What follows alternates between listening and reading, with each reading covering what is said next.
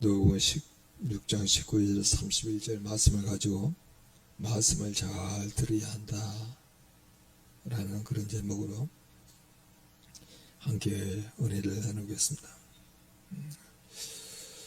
사랑하는 저는 가족 여러분, 오늘 우리는 누가복음 16장에 기록된 아주 유명한 비유죠. 부자와 나사로 비유입니다. 예수님의 비유 중에 이름이 처음으로 이렇게 기록된 비유예요. 무슨 의미가 있겠죠. 그래서 우리는 이 부자 나사로의 이야기를 통해서 하나님의 음성에 귀 기울이는 삶이 얼마나 중요한지를 잘 깨달아야 합니다. 혹시 이런 생각을 해본 적이 있습니까? 하나님 왜 나에게 직접 말씀하시지 않으십니까? 답답합니다. 하는 기도에도 잘 들어 응답하지 않은 것 같기도 하고, 또 지금껏 신앙생활에 왔는데 아예 그냥 성경 말씀에서 하나님의 메시지를 찾지 말고 직접 제 귀에 주의 음성을 들려주십시오, 이렇게 요청하기도 해보았습니까?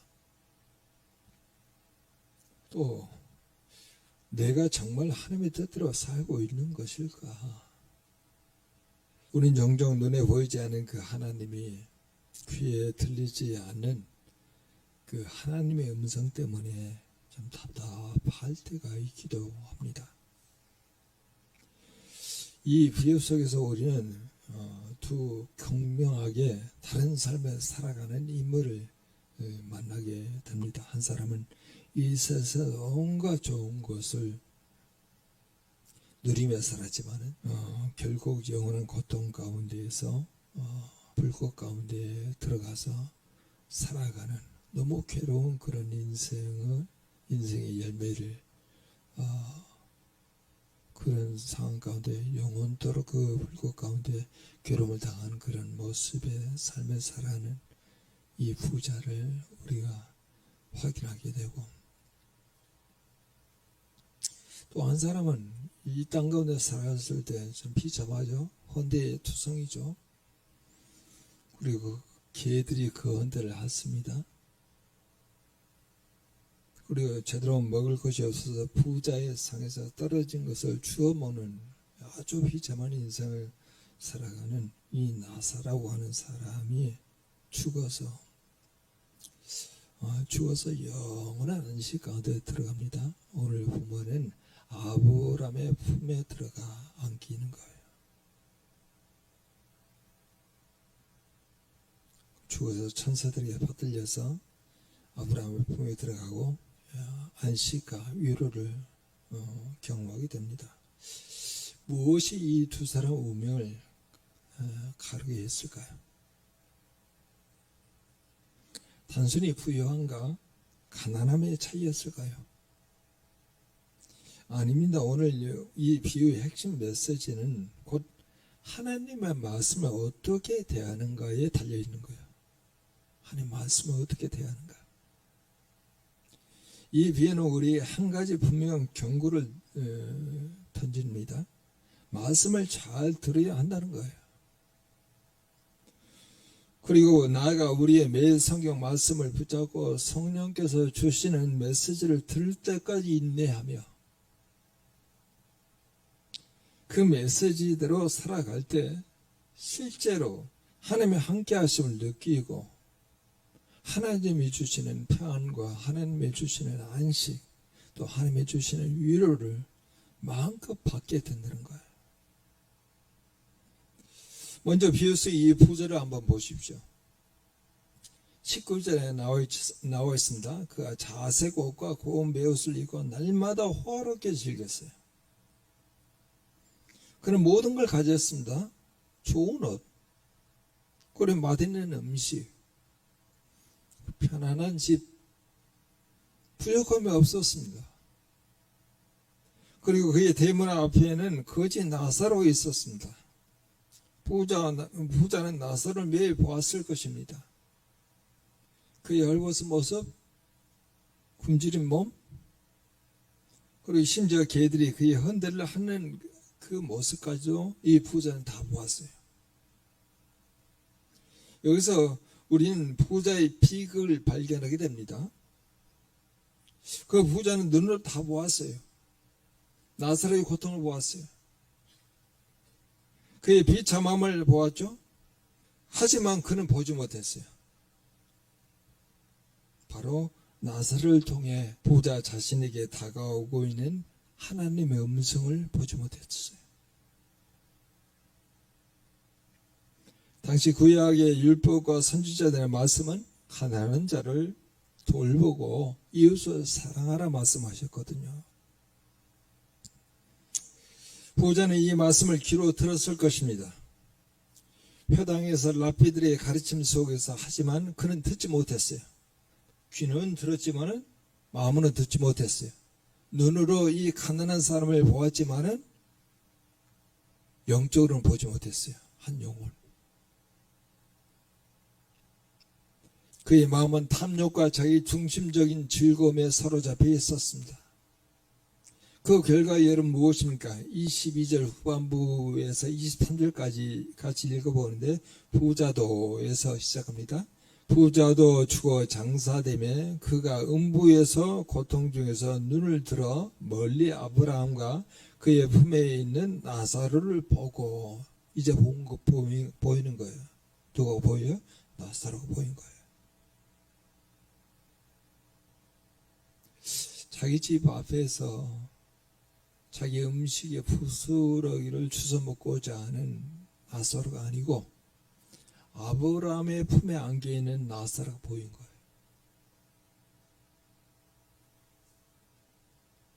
부자는 죽어서 비로소 깨달은 것이죠.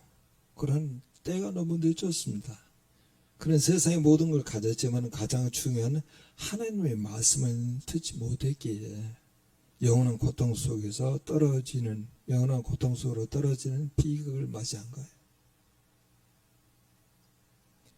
사랑하는 성도 여러분, 우리는 어떻습니까? 우리 주변에도 수많은 나사로가 있지 않습니까?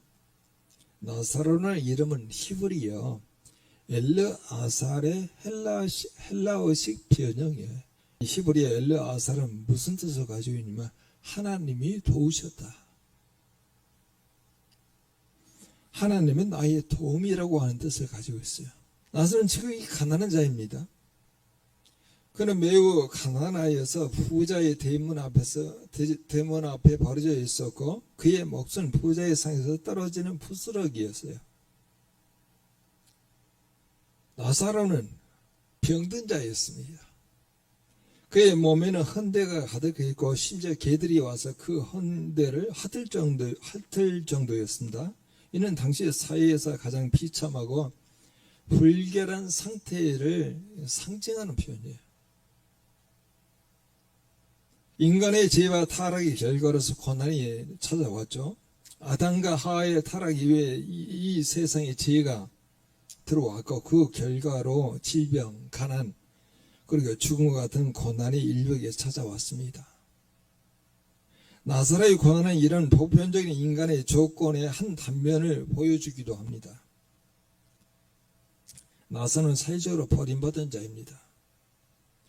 그는 부자 대문 앞에서 부자에게 아무런 도움을 받지 못했고 그를 돌보는 사람은 아무도 없었어요. 나사로는 그런데 그럼에도 불구하고 나사로는 하나님을 신뢰하는 자였습니다. 비유는 나사로가 의인이라는 것을 드러내게 말하지는 않았습니다. 하지만 그가 죽은 후에 천사들에게 받들려서 아브라함의 품에 안겼다고 하는 것은 그가 하나님 앞에서 의로운 자로 인정을 받았다고 하는 것을 증명하는 거죠. 당시 유대인들에게 아브라함의 품은 의인들이 죽은 후에 가는 안식과 위로의 장소로 아브라함의 품이라고 그렇게 이름한 것이죠. 하나님의 섭리 안에서 고난이 있습니다. 성경은 때로 의인들도 고난을 겪으며 이런 고난이 그들의 믿음을 연단하고 정금까지 순전하게 만드는 하나님의 섭리 가운데 있다고 가르칩니다. 우리 너무 잘 알고 있는 욥기서 23장 10절도 그렇게 말하죠. 그가 나를 단련하신 후에, 그는 여호와예요. 여호와가 나를 단련하신 후에 내가 순금같이 되어 나오리라. 욥의 고백입니다. 베드로전서 1장 6절에서 7절도 그와 같은 유사한 그런 말씀이죠. 그러므로 너희가 이제 여러 가지 시험으로 말미암아 잠깐 근심하게 되지 않을 수 없으나 오히려 크게 기뻐하도다. 너희 믿음의 확실함은 불로 연단하여도 없어질 금보다 더 귀하여 예수 그리스도께서 나타나실 때에 칭찬과 영광과 존귀를 얻게 할 것이니라. 믿음의 연단이에요. 고난이 우리를 연단시켜서 오는 고난도 있다는 거예요. 그러면은 나중에 그렇게 연단을 받게 될 때는 나중에 칭찬과 영광과 존귀를 받기 위해서 믿음으로 연단시킨다는 거예요. 고난을 통하여. 나사렛의 고난은 그가 이 세상에서 아무것도 없었지만은 오직 하나님만 의지하여 살았을 것이라고 하는 어떤 우리의 묵상을 가능하게 합니다. 그의 이름은 하나님은 나의 도움처럼 그는 고난 속에서도 하나님만을 바라봤을 거예요. 나사렛의 고난은 부자의 무관심과 죄의 결과이기도 합니다. 이 비유의 초점은 부자의 탐욕이나 악행보다는 가난한 자에 대한 부자의 무관심에 있습니다. 부자는 나사렛의 존재를 알면서 그를 외면했습니다. 나사렛의 고난은 부자가 그에게 베풀 수 있었던 사랑과 자비를 거부한 결과이기도 해요. 즉 나사렛의 고난은 부자의 죄로 인해서 더욱 가중된 측면이 없지 않아 있습니다. 나사렛의 고난은 예수님 당시 유대인들의 잘못된 신학적 관념을 반박하고 있습니다. 당시 많은 유대인들은 부와 번영을 하나님의 축복의 증거로 여겼고 가난과 고난을 죄에 대한 하나님의 징벌로 여겼습니다. 그러나 예수는 이 비유를 통해서 그러한 통념을 정면으로 반박하시는 거예요. 지극히 가난하고 병들었던 나사로는 아브라함의 품에 안겼고 부유하고 존귀했던 부자는 음부에서 고통을 받고 있습니다. 이는 현세의 부와 고난이 영원한 구원을 결정하는 기준이 아님을 보여주고 있는 그런 모습이죠. 오히려 세상에서 고난받는 자들이 하나님 나라에서는 위로받는다는 하는 것을 역설적으로 우리에게 제시하고 있습니다. 따라서 나사렛의 고난은 단순히 개인적인 가난이나 질병 때문이 아니라 타락한 세상의 보편적인 고난, 하나님의 섭리 안에서 믿음을 연단하는 과정, 그리고 무엇보다 인간 사이의 불평등과 무관심이 만들어낸 고통을 상징하는 것이라 볼 수 있죠. 예수님은 나사로의 비참한 상황을 통해서 세상에서 소외되고 고통받는 자들에 대한 하나님의 깊은 관심과 그들을 외면하는 부유하고 안일한 자들의 죄를 고발하고자 하는 것입니다. 소외된 이웃, 고통받는 자들, 물질적인 궁핍뿐만 아니라 영적인 갈증으로 허덕인 영혼들, 우리는 그들을 보게 됩니다. 그들의 탄식을 우리가 듣기도 합니다. 그리고 성경 말씀은 분명히 우리에게 이들을 어떻게 대해야 할지 가르쳐 줍니다. 하지만 우리는 부자처럼 보고도 보지 못하고 듣고도 듣지 못하는 영적인 눈먼 자, 우리가 혹시 귀머거리가 아닌가 한번 우리가 우리 스스로를 한번 생각해 봐야 합니다. 부자는 음부에서 아브라함에게 간청합니다. 20대 27절 28절 같이 한번 읽어보죠. 이르되 그러면 아버지여 구하오노니 나사로를 내 아버지 집에 보내소서. 내 형제 다섯이 있으니 그들에게 증언하게 하여 그들로 이 고통받는 곳에 오지 않게 하소서. 부자는 뒤늦게 가족들의 구원을 걱정합니다. 하지만 아브라함은 단호하게 말합니다. 29절에 이렇게 말합니다. 그들에게 모세와 선지자들이 있으니 그들에게 들을지니라. 그러면은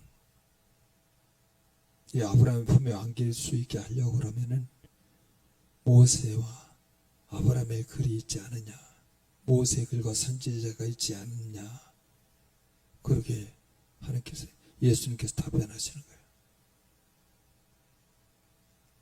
그게 뭡니까? 구약 성경 아닙니까? 구약 성경이 있다는 거예요. 그리고 우리에게는 구약 성경뿐 아니라 신약 성경 완전한 하나님의 계시가 있잖아요.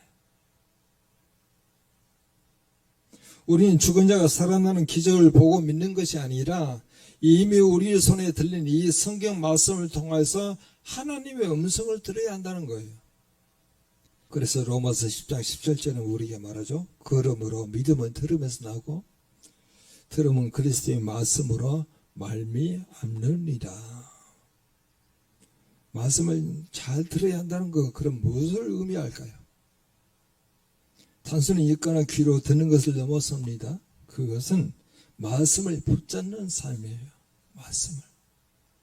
매일 성을 펴고 여러분 읽는 습관을 의미하기도 하죠. 아침에 눈을 뜨면은 스마트폰이나 스마트폰보다 성경을 먼저 펴는 삶. 잠자리에 들기 전 하루를 말씀으로 마무리하는 삶. 말씀이 우리의 삶의 가장 우선순위가 되는 것을 의미하는 거예요.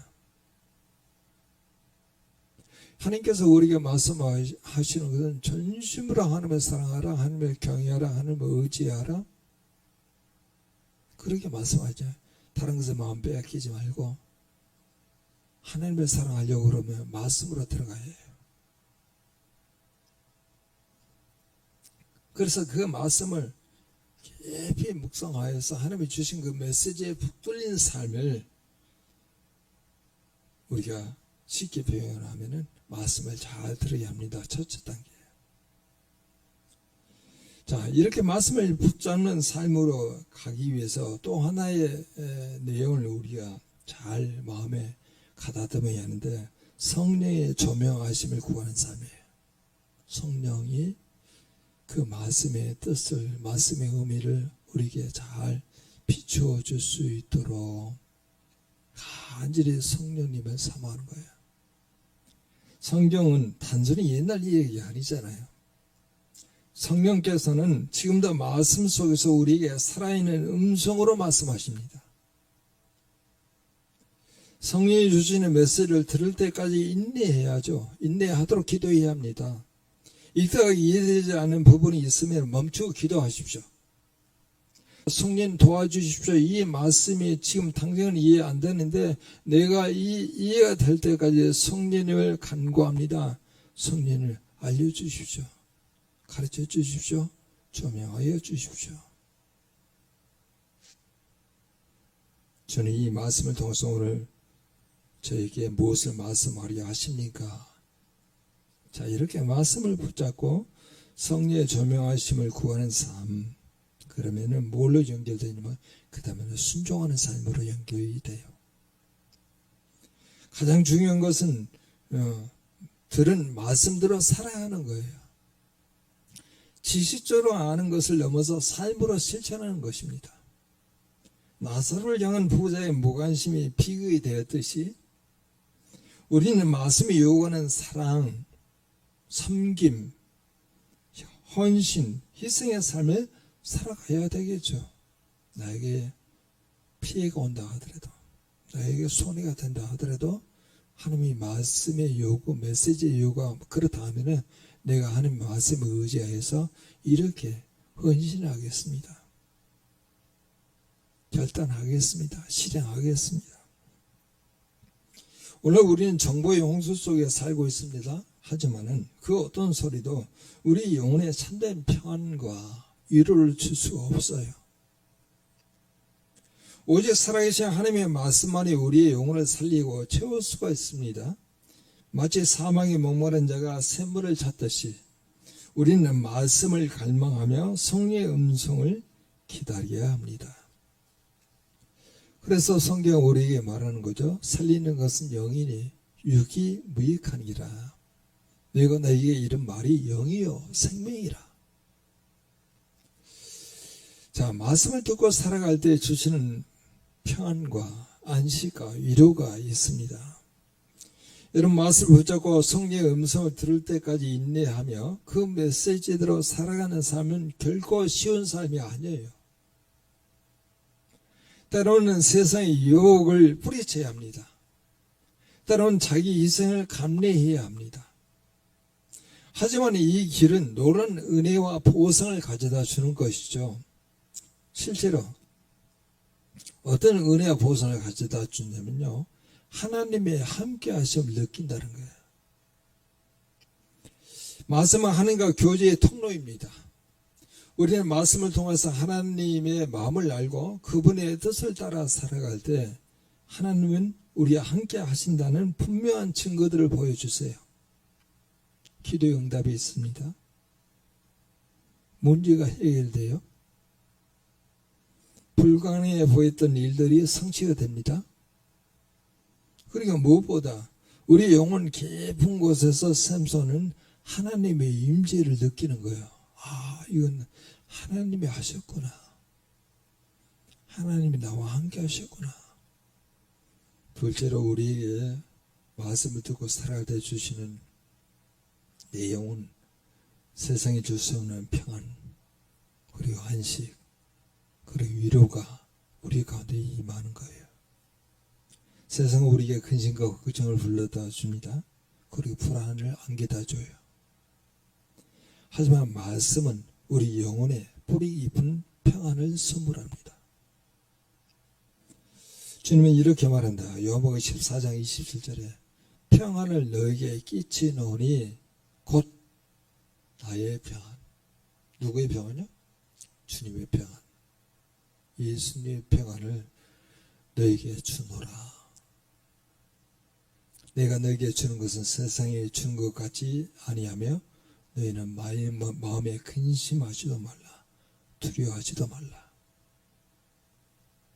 이 평안은 환경과 상황에 좌우되지 않은 영적인 평안이에요. 오늘 본문을 통해서 주님께서 우리에게 말씀하시죠. 최근에 우리 공동체 암과 연관된 그런 병이 발견돼 가지고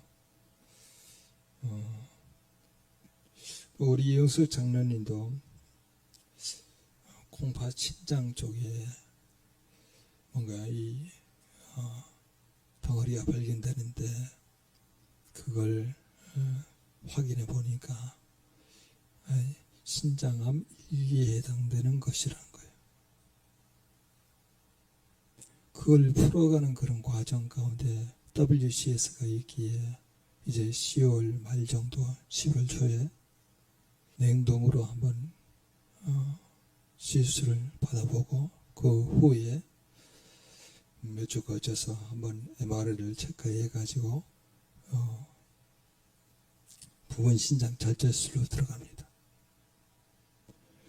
여러분, 이게 자기에게 들어오게 될 때, 자기에게 이런 현상이 오게 될 때 되게 걱정되잖아요.